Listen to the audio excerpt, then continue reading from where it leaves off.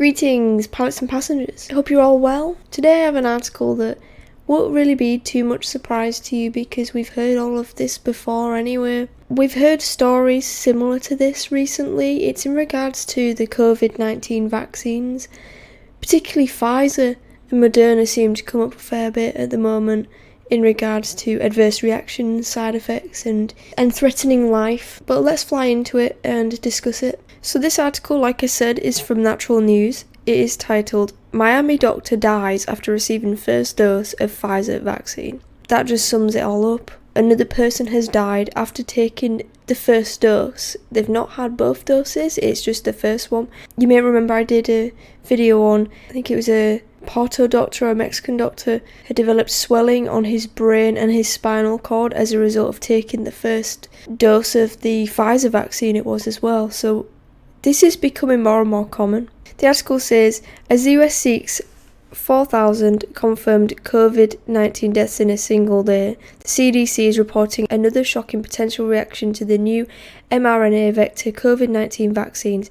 A doctor in Miami has died 2 weeks after receiving his first dose of the Pfizer BioNTech jab. His death was in a close proximity of him receiving the first dose. The wife of the doctor had posted about his death. She said that her husband, Gregory Michael MD, was an obstetrician. He had an office in Mount Sinai Medical Center and was the love of her life. So it's very sad. Condolences to her and his family as well, and their family.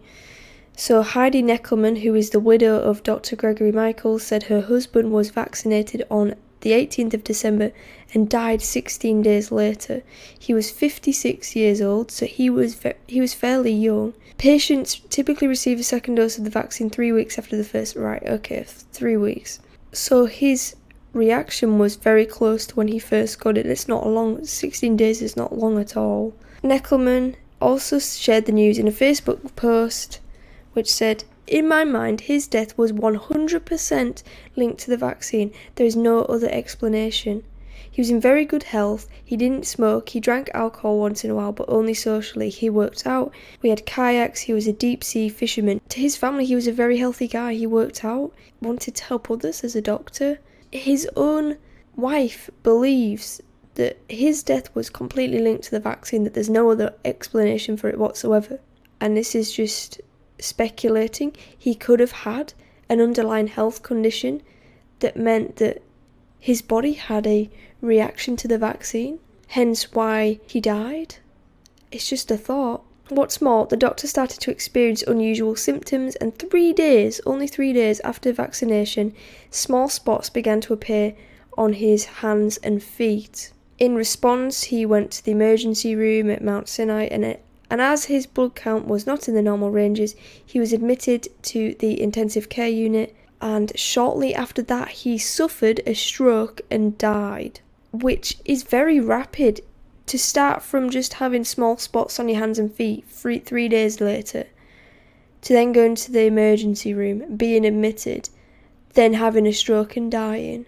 It's all happening so fast. According to Darren Caprara, Director of Operations at the Miami-Dade Medical Examiner's Office, Gregory Michael's death is the first that the County Medical Examiner's Office has seen where a COVID vaccine could have played a role. So they're not ruling it out. They are actually investigating it and believing that this vaccine may have definitely had something to do with his death.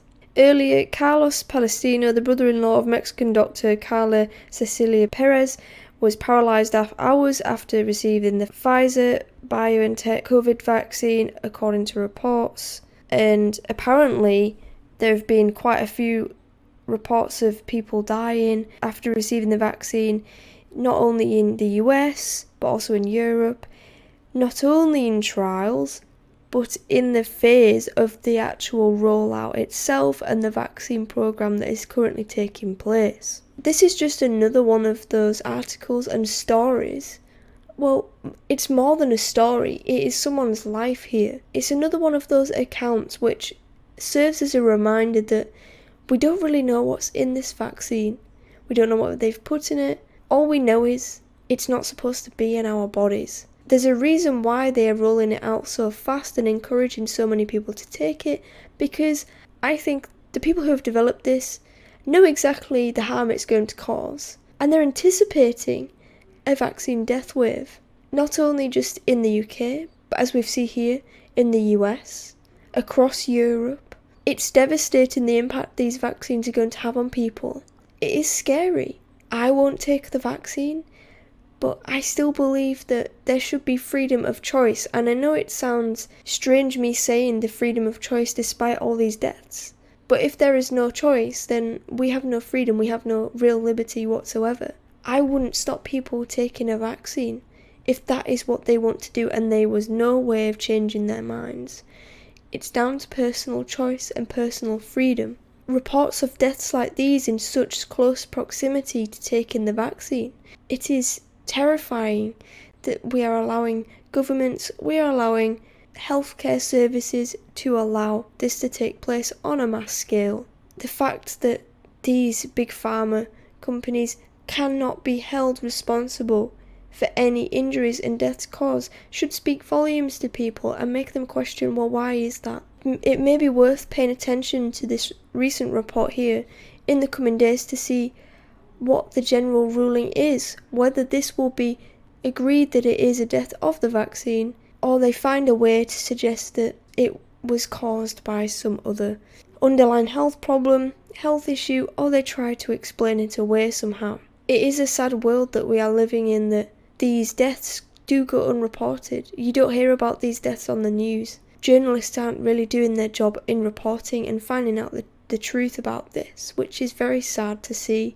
But it's not shocking because the mainstream media are in the pocket of the elites anyway, and they do their bidding. I think we should send lots of love and light to the family of this doctor, to his widow, and to all of those who have suffered life-changing injuries and have actually died as a result of taking vaccines such as the Pfizer vaccine, the Moderna vaccine, and vaccines in general, especially the COVID vaccine that, as we know, hasn't been tested really whatsoever. Thank you for joining me again today, guys. I always love spending time with you and creating these videos.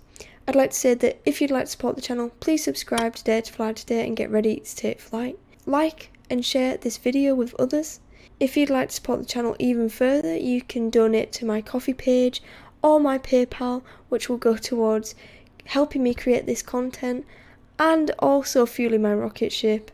And links to both of those will be down below in the description box. Leave me a comment about any articles you find that you'd like me to cover, any news you've recently heard about the vaccine, or any other adverse reactions or deaths that have been reported. I'll include the link to the article in the description box if you'd like to check it out for yourself and read a bit further into it. I hope you all have a wonderful, blessed day wherever you are in the world. Stay true, stay awake, and stay blessed. And as always, fly high, fear less.